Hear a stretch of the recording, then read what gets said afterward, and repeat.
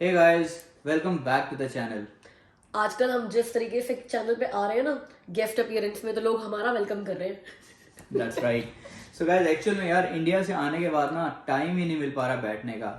आज बहुत दिनों बाद फुर्सत मिली है तो सोचा चलो आज बैठते हैं, आज आपके साथ बातें करते हैं। अभी तक ना व्लॉग्स चल रहे थे, आपको हम लोग इंडिया घुमा रहे थे, शॉपिंग करा रहे थे। ऐसा नहीं, अब शॉपिंग नहीं कराएंगे। शॉपिंग व्लॉग्स तो मेरे फेवरेट हैं, तो मुझे लगता है मैं जब भी शॉपिंग करने जाती हूँ आप लोगों को साथ में लेकर चलूँ। मजा आता है शॉपिंग व्लॉग्स शूट करने में।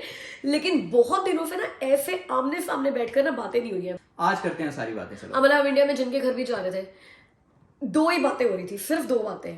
एक तो कुछ लोग थे जो बोल रहे थे कि यार कनाडा में क्या कर रहे हो, क्योंकि हमसे ना किसी ने पूछा इंडिया में कि यार तुम्हारी सैलरीज कितनी है वहाँ पे। अब हमने सैलरीज बताई तो कहते हैं टैक्सेस कितने कट जाते हैं इसके अंदर, तो टैक्सेस बताए। कहते फिर हाथ में क्या आता है, इतना तो तुम टैक्स पे कर देते हो, इतने तो तुम्हारे खर्चे हैं, फिर भी तुम कनाडा में क्या कर रहे हो। और दूसरे लोग क्या थे, कनाडा में कैसे आ सकते हैं। हाँ मतलब किसी तरह हमारे कनाडा में सेटल कर दो, किसी तरह बुला लो हमारे को, कोई एजेंट बता दो, कोई जैसे कि ना कई लोग तो हमें बोलते थे यार ले जाओ यार कनाडा, हमारे को ले जाओ। काश इतना इजी होता, अगर मेरे बस पे होता ना ऐसे ही बस कनाडा ले जाना, मैं आप सबको ले आती कनाडा। शुरुआत करते हैं कि कनाडा में सैलरीज जो कहते हैं कि इतनी कम सैलरीज होती हैं, इतने टैक्स करते हैं, उसके बाद कुछ सेविंग होती है नहीं होती, और सेविंग क्यों करनी है। हाँ, और मतलब कितने सारे लोगों ने ना, वो हमने कनाडा वाला वीडियो डाला था ना कनाडा के एक्सपेंसेस का, उसमें बहुत सारे कमेंट्स थे जिसमें लोगों ने कहा था कि यार इतना तो तुम खर्चा कर देते हो महीने का, सेव कितना करते हो। मतलब ये ना एक बहुत बड़ा क्वेश्चन है कि कनाडा में अपनी सैलरीज के साथ इतने सारे टैक्सेस पे करके और कैनेडियन डॉलर में अपने सारे खर्चे करके हम लोग जो कनाडा में रहते हैं वो सेव कितना करते हैं। तो आज हम इस इतनी बड़ी बात को ना, मतलब ये जो इतना बड़ा क्वेश्चन है लोगों का, उसी को सॉल्व करते हैं। हमारे लिए ना सेविंग्स एक बहुत बड़ी चीज होती है। हमारे माँ बाप ने भी पूरी जिंदगी यही सोचा है कि यार इतना पैसा महीने का आता है तो फिर इतनी तो उससे पहले सेविंग होनी चाहिए। हम लोग भी जब इंडिया में रहते थे, साल 2 साल जितने भी रहे हैं हम इंडिया में शादी के बाद, तो उसमें हम लोग सोचते थे कि यार सेविंग्स करनी है, ये करना। सेविंग बहुत बड़ी चीज है हमारी एशियन कम्युनिटी में। अब ऐसा नहीं है सेविंग करनी नहीं चाहिए, सेविंग करनी भी चाहिए, बट ठीक है क्यों करनी चाहिए और यहाँ पर क्यों नहीं हो पाती, और नहीं हो पाती फिर भी लोग कैसे सरवाइव कर लेते हैं, उसके बारे में बात करते हैं। अब सबसे पहली चीज बताती हूँ कि हम इंडियंस जो होते हैं, हम एशियंस जो होते हैं, वो सेविंग का सबसे पहला पॉइंट होता है कि सबको अपना एक घर बनाना है, सपनों का घर, राइट। घर लेना ना एक बहुत बड़ी चीज है, बहुत बड़ी चीज, इमोशनली भी, फाइनेंशियली भी। मतलब ये होता है हर बंदे का कि यार पहले का अपना घर बन जाए, राइट। घर के लिए लोग सेविंग करते हैं। मतलब मेरे को याद है कि जब पापा ने पहला घर लिया था अपना, हाँ मैं पैदा हो चुकी थी जब मेरे पापा ने पहला घर लिया था अपना, तो पापा की उस टाइम जितनी भी सेविंग्स थी ना, वो सारी लगाकर उन्होंने वो घर लिया था। तो अब घर की बात करें, सारे बोलते हैं यार कनाडा की हाउसिंग मार्केट तो क्रेजी है, घर के रेट ऐसे बढ़ते जा रहे हैं। बट यार Canada is not Toronto and GTA only. Canada बहुत बड़ा है, और कनाडा में जो लोग भी आते हैं ना, मैं कह रहा हूँ हम बात करेंगे, हमें 3 साढ़े 3 साल हो गए यहाँ कनाडा में आए हुए, हमारे बहुत सारे फ्रेंड्स भी हैं, हमारा सर्कल बहुत बड़ा है यहाँ पर। मैं किसी को भी नहीं जानता जो पिछले 3 साल में यहाँ पर आए हो और उन्होंने अभी तक घर ना लिया हो। हर कोई घर ले चुका है। हाँ, सभी लोग स्टार्ट बेसमेंट से करते हैं, हर बंदा आकर यहाँ पर बेसमेंट से स्टार्ट करता है, अगर आप इंडिया से बड़ी आईटी की अपनी लग्जरी जॉब नहीं लेकर आए हो तो। लेकिन 2 साल 3 साल में तो सभी लोग अपना घर कनाडा में खरीद ही लेते हैं। मुझे नहीं पता कैसे। यस, कनाडा की हाउसिंग मार्केट बहुत क्रेजी है, घर बहुत महंगे हैं, सारी चीजें आप कमेंट्स में जो लिखोगे आई अग्री, फिर भी मुझे बताओ सारे लोग घर कैसे ले लेते हैं। मतलब उसका एक रीजन देखो ये भी है, क्योंकि मैं मॉर्गेज में हूँ, तो मुझे पता है मेरे पास जो क्लाइंट्स आते हैं, जो फर्स्ट टाइम होम बायर्स होते हैं, मेनली मैं उन्हीं में डील करता हूँ। लाइक मोस्टली हर कोई घर लेता है, सबके ठीक है अपने अपने बजट्स होते हैं। बट जैसे मैंने कहा कि Canada is not Toronto and GTA only. अब जिसका जैसे बजट होता है उसके अकॉर्डिंग वो अपनी लोकेशन डिसाइड करता है, वहां पे घर ले लेता है। And the best part in Canada is कि यहाँ पर आप सिर्फ 5% की डाउन पेमेंट करके घर ले लेते हो, और बाकी मॉर्गेज हो जाती है। मॉर्गेज की भी अगर बात करें, इंटरेस्ट रेट्स, यार अभी मैंने अपने क्लाइंट को इंटरेस्ट रेट दिलवाया था 1.2%। इतने में कौन सी और कंट्री है यार। साल का हो गए 1.2%, महीने का नहीं, 1.2% साल का इंटरेस्ट रेट है। अब मैं कहूंगी जो बंदा भी कनाडा मूव हो रहा है, राइट, या हो चुका है, अब आप अपने दिमाग में इतना तो सोच कर आते हो ना, चाहे आप इंडिया में रहते हो चाहे आप कहीं पर भी रहते हो। इंडिया में मान लो आप रोहतक से हो या हिसार से हो, हम लोग रोहतक हिसार से है तो हम उनकी बात करते हैं, राइट। तो हम लोग रोहतक हिसार में, हमारे माँ बाप के घर रोहतक हिसार में है। मैं पढ़ने के लिए और जॉब करने के लिए गुड़गांव गई, अब मैं जॉब करने के लिए दिल्ली गई। हम लोग भी तो रेंट पे ही घर लेकर रह रहे थे ना, गुड़गांव दिल्ली में हमारा अपना घर तो था ही नहीं। अब यहाँ की अगर मैं बात करूँ तो एक डिसेंट बेसमेंट लेते हो आप, अगर 2 बेडरूम बेसमेंट बच्चों के साथ अगर आ रहे हो, तो हम बच्चे वाले तो बच्चे वालों की बात करते हैं, $1500 में आपको एक बेसमेंट मिलती है, 2 बेडरूम डिसेंट। अब अगर आप एक अपार्टमेंट लेते हो, कॉन्डो अपार्टमेंट लेते हो तो 1800 से 2000 में मिलता है। और एक घर लेते हो प्रॉपर, ऐसा घर अगर रेंट पे लेते हो तो आपको $2500 में मिल जाता है। अब अगर आप एक बजट बनाकर आ रहे हो कि इतना मैंने रेंट पे पे करना है, अब 5% डाउन पेमेंट के साथ आप मोर्गेज अगर बैंक से लेते हो और आपकी $2500 की मोर्गेज बन जाए, तो रेंट पे करने की बजाय अपनी मोर्गेज पे कर लो ना, वो ज्यादा बेटर है। उसमें आपका प्रिंसिपल भी तो है ना, आपकी इक्विटी यस, बन रही है। उसमें रेंट पे तो पूरा का पूरा आपका पैसा खत्म ही हो रहा है। लेकिन जब आप घर खरीदते हो 5% डाउन करके, 10% डाउन करके, जिसका जितना भी बजट है उतना डाउन करके, तो जो भी आपकी इंस्टॉलमेंट बनती है उसमें आपका प्रिंसिपल भी जा रहा है, जो आपकी इक्विटी इकट्ठी हो रही है, और आपका इंटरेस्ट भी जा रहा है। अब 5% डाउन की बात भी करें तो लोग कहेंगे यार इतनी सैलरीज ही नहीं है यहाँ पर जो 5% डाउन होता है। तो गाइस एक्चुअल में होता क्या है, देखो हमने ना एक वीडियो बनाई थी पहले कनाडा में जो एक्सपेंसेस है उसके ऊपर।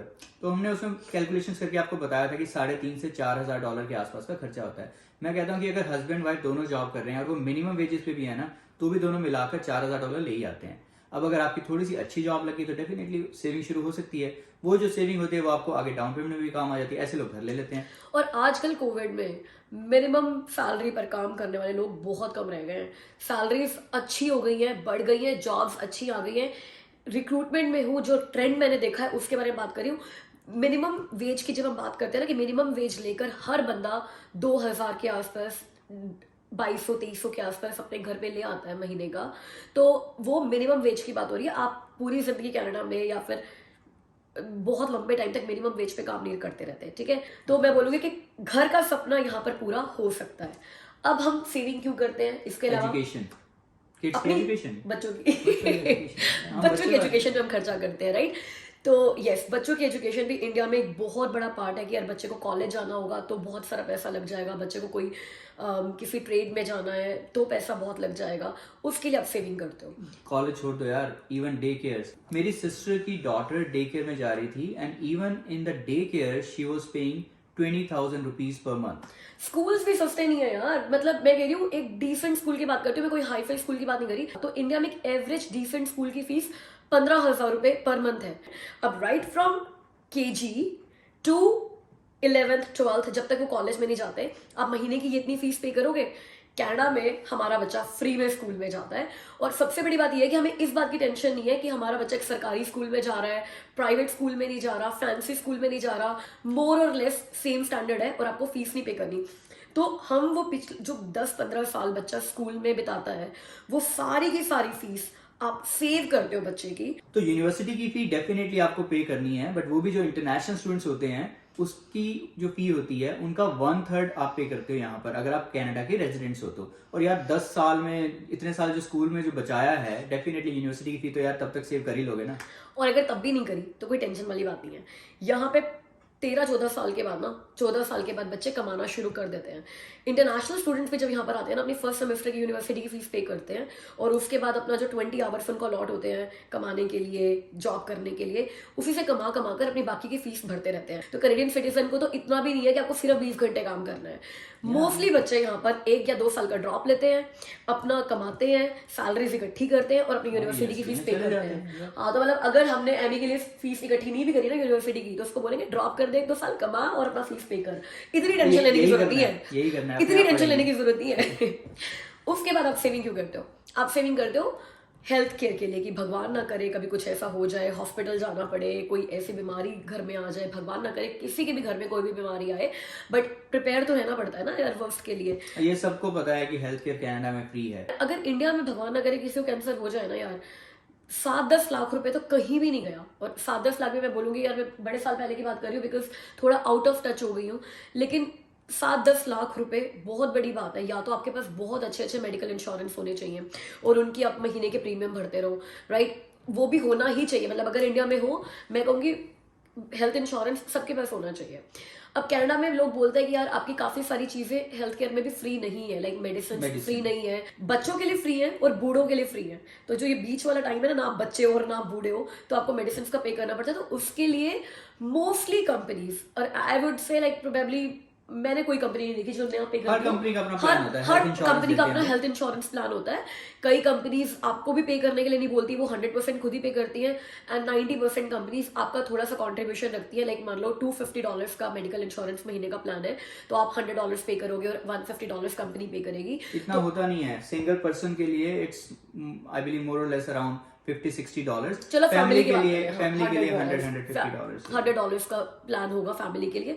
तो अगर आपने $100 महीने के अपने एम्प्लॉयर को पे कर दिए और आपके पास एक अच्छा इंश्योरेंस प्लान है, तो आपकी मोस्टली सारी ड्रग्स, मेडिसिन वगैरह ये भी कवर हो जाती है। और हॉस्पिटलाइजेशन, स्पेशलिस्ट की अपॉइंटमेंट्स, टेस्ट वगैरह ये सारे तो फ्री है ही। और अगर बच्चे हैं और बूढ़े हैं तो उनके लिए तो वैसे भी चिंता करने की जरूरत नहीं है, उनका सब कुछ ही फ्री है। तो हेल्थ केयर लकीली कनाडा में आपके कंपनी की तरफ से जो मेडिकल इंश्योरेंस मिलता है और जो आपको कनेडियन गवर्नमेंट की तरफ से मेडिकल इंश्योरेंस मिलता है, तो आपको बहुत टेंशन लेकर कि यार हेल्थ केयर के लिए आपको सेव करना है, इतनी सेविंग्स की टेंशन लेने की जरूरत नहीं है। हाँ, बट हम यार बात तो कर रहे थे कि सैलरीज में जो इतनी डिडक्शंस होती है, जो टैक्स कटते हैं, उसके बाद कुछ बचता है या नहीं बचता, तो टैक्स की भी तो बात कर लें। कौन कौन सी चीजें टैक्स में कटती हैं? टैक्स में अब जो भी डिडक्शंस होती है ना मंथली पे चेक में, आपकी यहाँ पर मोस्टली बाई वीकली सैलरीज मिलती हैं, तो बाई वीकली सैलरीज में जो आपकी चेक में डिडक्शंस होती है ना, वो पूरा टैक्स पे नहीं करता। लाइक फॉर एग्जांपल किसी की $3,000 by weekly, $3,000 by weekly salary है और उसको मान लो $2,000 आता है हाथ में, $1,000 कट जाता है, तो ये पूरा का पूरा $1,000 टैक्स में नहीं कटता। उसमें आपका सीपीपी भी करता है, which is Canada pension plan, और ईआई भी करता है, एम्प्लॉयमेंट इंश्योरेंस। और एम्प्लॉयमेंट इंश्योरेंस की बात करूं तो वो मेरा फेवरेट है, मतलब कनाडा में एम्प्लॉयमेंट इंश्योरेंस मेरा फेवरेट है। मतलब आपको ना जॉब जाने की टेंशन नहीं है। अगर किसी रीजन से आपकी जॉब चली गई ना, आपके एम्प्लॉयर ने आपको निकाल दिया, यहाँ पे हाँ एक चीज मैं आपको बताया था, यहाँ पे ना दो चीजें, यहाँ एक चीज थोड़ी सी डिफरेंट है। यहाँ पर जब मैं दुबई में था ना, वहां पर एम्प्लॉयर्स जो थे वो आपको कहते थे रिजाइन करो। यहाँ पर एम्प्लॉयर्स आपको टर्मिनेट करते हैं एंड यू गेट मनी। हाँ, मतलब यहाँ पर विलिंगली तो कोई भी रिजाइन करता ही नहीं, करना भी नहीं चाहिए, क्योंकि अगर आप विलिंगली रिजाइन करते हो ना तो आपको ईआई बेनिफिट नहीं मिलता, एम्प्लॉयमेंट इंश्योरेंस बेनिफिट। तो हमेशा यही देखना चाहिए कि अगर जॉब वर्कआउट नहीं कर रही है तो ऐसी सिचुएशंस ही होनी चाहिए, या आपको अपने एम्प्लॉयर के साथ यही निगोशिएट करना चाहिए कि आपका एम्प्लॉयर आपको फायर करे। और यहाँ फायर होने में कोई शर्म की बात नहीं है, बिकॉज आपको एम्प्लॉयमेंट इंश्योरेंस मिलता है और एम्प्लॉयमेंट इंश्योरेंस आपका हक है, क्योंकि हर पे चेक पे आपने एम्प्लॉयमेंट इंश्योरेंस के डिडक्शंस दी है। तो ये बेस्ट चीज़ है। तो अगर मैं कहती हूँ कि अगर कनेडियन गवर्नमेंट मेरे हर पे चेक से $100 एम्प्लॉयमेंट इंश्योरेंस का ले लेती है, मैं खुशी खुशी देती हूँ, क्योंकि भगवान ना करे कभी मेरी जॉब चली जाएगी तो 55% सैलरी मुझे मेरी जो भी है महीने की, वो घर पे बैठे बैठे मिलेगी और मेरे पास एक कूल माइंड से मैं अपनी अगली जॉब ढूंढ सकती हूँ। और मुझे ना सेटल होने की जरूरत नहीं है कि यार कोई नहीं, मेरी पिछली सैलरी इतनी थी, अब मेरे को इतनी भी मिल जाए तो मैं चली जाती हूँ, क्योंकि यार घर तो चलाना ही है। ये भी बहुत बड़ा रीजन है कि हमारे को एशियंस के दिमाग में रहता है कि हमारे को यार सेविंग्स इसलिए भी होनी चाहिए कि कल को जॉब चली जाए तो घर कैसे चलाएंगे। तो जब आपकी जॉब चली जाती है तो 55% सैलरी में अगर आपका घर चलता है और दूसरा बंदा कमा ही रहा होगा, तो 55% तो आपको गवर्नमेंट देती है कि यार बंदा भूखा नहीं मरना चाहिए, एटलीस्ट घर में दाना पानी आना चाहिए, यूटिलिटीज का बिल जाना चाहिए, इतना काम आपकी 55% सैलरी से हो जाए। तो EI is my favourite. And second thing CPP, that is Canadian pension plan. वो उस टाइम के लिए है जब आप जॉब करके थक चुके हैं, आपने अब रिटायरमेंट लेनी है। यस, तो रिटायरमेंट के लिए भी तो रिटायरमेंट के लिए भी लोग सेविंग करते हैं कि जब जॉब करना बंद कर देंगे, बूढ़े हो जाएंगे, तब क्या करेंगे। तो गाइस, तो अगर आपको चिंता है कि रिटायरमेंट के बाद क्या करोगे, रिटायरमेंट के बाद खर्चे कैसे निकालोगे, तो जो आपके पे चेक से हर महीने जो ये सीपीपी कटता है ना, तो ये सीपीपी जो है ये आपको मल्टीफोल्ड होकर मिलता है जब आप रिटायर होते हो। तो नॉर्मली क्या होता है कि आफ्टर 60 ईयर्स या 65 ईयर्स जब भी आप अपना रिटायरमेंट प्लान करते हो, तो ये जो सारे आपने डिडक्शंस करी हुई हैं, जितना लंबा आपने पे किया उसके अकॉर्डिंग एक अमाउंट फिक्स हो जाता है। वो अमाउंट आपको हर महीने गवर्नमेंट की तरफ से मिलता रहता है, जो आपके लिए इनफ होता है कि आप अपना रिटायरमेंट के बाद भी अपने खर्चे चला सको। And that's not the only thing, there are few other things which you get apart from the CPP. जिसके लिए आप पे कर रहे हो वो तो मिलेगा ही मिलेगा। कई ऐसी चीजें होती है जिसके लिए आप पे नहीं भी कर रहे, फिर भी गवर्नमेंट आपको दे रही है। आपका रिटायरमेंट के बाद पूरा ध्यान रखिए गवर्नमेंट। वो क्या है? सीपीपी तो उन लोगों को मिलता है जिन्होंने जॉब्स करी है अपनी लाइफ में और सीपीपी पोर्शन अपना कटवाया है। मान लो आपने कनाडा में रहते हुए सिर्फ 5 साल भी नौकरी करी है और सीपीपी कटवाया है, तो आपका पेंशन बनेगी, आपको सीपीपी अमाउंट मिलेगा, बिकॉज वो 5 साल आपने कितने साल भी रखा है, गवर्नमेंट ने तो आपके रिटायर होने तक वो पैसा रखा हुआ है ना, तो मल्टीफोल्ड होकर आपको मिलेगा ही मिलेगा। बट अबाउट दोज पीपल जिन्होंने जॉब ही नहीं करी है, क्या उनको कुछ नहीं मिलेगा? तो उनके लिए भी 2 चीजें हैं, एक तो है OAS ओल्ड एज सिक्योरिटी और एक है गारंटीड इनकम सप्लीमेंट GIS। तो ओल्ड एज सिक्योरिटी हर बंदे को मिलती है 65 साल के बाद। तो अगर आप 65 ईयर्स के हो गए हो, CPP तो आपको मिल ही रहा है। CPP तो आपकी मर्जी है, आप अपना 60 साल की उम्र से शुरू कराओ, 61 साल की उम्र से शुरू कराओ, 65 साल की उम्र से शुरू कराओ, जब भी कहोगे तो CPP तो आपका बनने लग ही जाएगा। मगर OAS जो है, ओल्ड एज सिक्योरिटी, वो आपका 65 साल के बाद बनना, 65 साल होने पर बनना शुरू होता है। तो 2 चीजें मिलेंगी आपको अगर आपने CPP कटवाया तो, CPP भी मिलेगा और OAS भी मिलेगा। और जिन लोगों के पास CPP नहीं है और उनके पास इनकम का और कोई सोर्स भी नहीं है, मान लो आपकी साल की ही इनकम $19,000 है, तो आपको गारंटीड इनकम सप्लीमेंट मिलेगा which is again some amount. तो मोर और लेस अगर मैं बात करूं उस इंसान की जो हाउस वाइफ है, मान लो उसके पास कोई भी इनकम सप्लीमेंट्स नहीं है, कभी जॉब नहीं करी, CPP भी नहीं है, तो उनको OAS मिलेगा और उनको गारंटीड इनकम सप्लीमेंट मिलेगा। और ये अमाउंट एक बंदे का डिसेंटली $1100-1200 हो जाता है आज की डेट के अकॉर्डिंग। आज के खर्चों के अकॉर्डिंग। अगर एक बंदे को 65 साल की बात करें तो आपके पास मॉर्गेज नहीं होगी पे करने के लिए, क्योंकि आपका घर या तो फुल्ली पेड ऑफ हो चुका होगा, और अगर फुल्ली पेड ऑफ नहीं हुआ है तो मोस्टली लोग क्या करते हैं, वो डाउन साइजिंग करते हैं। अगर आपके घर की मॉर्गेज अभी भी चल रही है तो वो बड़ा सा घर, महंगा सा घर या जैसा भी घर है बेच के लोग या तो बहुत दूर कहीं घर ले लेते हैं कैश में, ताकि मॉर्गेज ना रहे उनके पास, या फिर डाउन साइज कर लेते हैं, कॉन्डोस में चले जाते हैं, छोटे घरों में चले जाते हैं और मॉर्गेज फ्री हो जाते हैं। तो अगर मॉर्गेज नहीं है आपके पास तो घर के खर्चे चलाने के लिए, ग्रोसरी के लिए, कार में पेट्रोल के लिए, जो खर्चा होना है, यूटिलिटीज के लिए, यूटिलिटीज वगैरह के लिए, तो हस्बैंड वाइफ को मिलकर जो पेंशन मिलती है ना, that is more than enough for a decent living.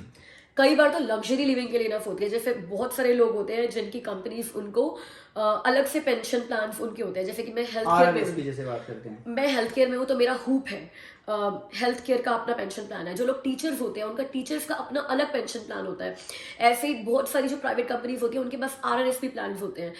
तो अगर आप अपनी कंपनी की तरफ से भी इस तरीके के पेंशन प्लान में कंट्रीब्यूट करते हो तो उसमें क्या होता है, जैसे हेल्थ केयर में every dollar you put in your pension plan, आपकी जो आपका जो एम्प्लॉयर है वो $1.26 डालता है, मैच करते हो। तो मतलब अगर किसी ने $4 डाले हैं तो उसकी कंपनी $126 डाल रही है, तो 226 आपके सेव हो रही है पर पे चेक।